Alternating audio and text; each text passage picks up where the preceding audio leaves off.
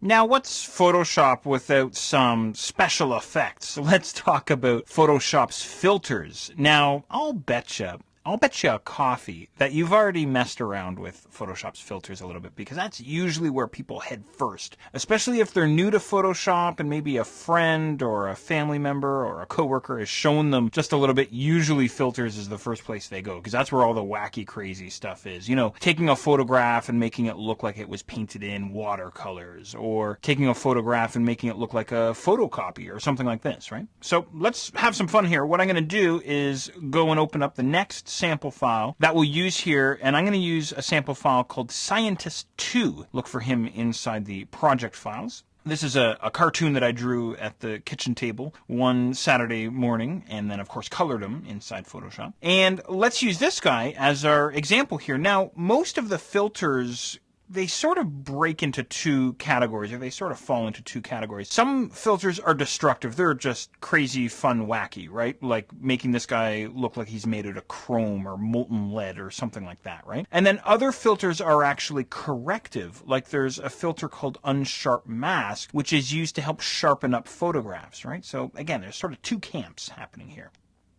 Further to that, most filters work in a similar way as well. Most of them have a very similar interface, and I'll show you this interface in just a second. And you know, some filters open up inside a massive dialog box called the filter gallery, while other filters open up inside their own dialog box, and I'll show you this as well. So to get you started here, I think what I'll do is I'll start you off on one of the more simple filters, although this is a filter that a lot of people use a lot of the time. He's called Add Noise, and this is a great way to add sort of a film grain look to a photo or to a mad scientist cartoon if you happen to have one kicking around. So I'm going to head to the filter menu up at the top here, and then I'm going to head down to noise, and then I'll choose Add Noise.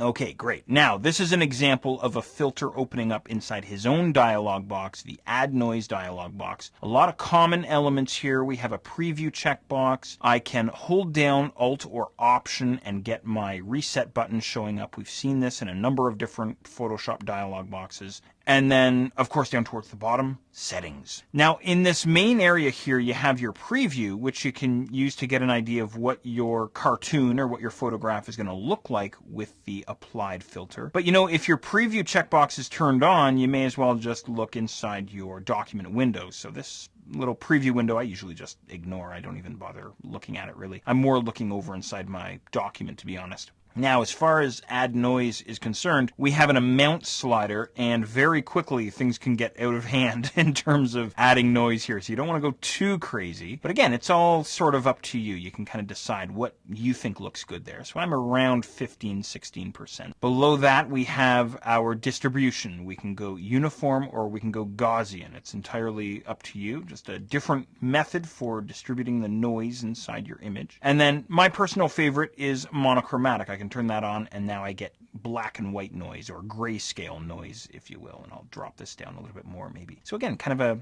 a neat film grain effect there. Lots of fun. Anyway, go ahead and click on OK. Now, of course, this almost goes without saying, but the noise that I just added to my cartoon is permanent. It's a permanent change. So in just a little while, I'll show you how to work with filters in a non-destructive way. But before we get to that, I want to show you this thing called the filter gallery, and we'll do that next.